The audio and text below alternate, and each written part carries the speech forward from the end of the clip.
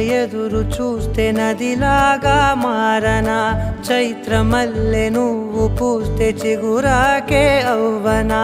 నన్నే వరించే యువరాజును అంట నీ యువరాణి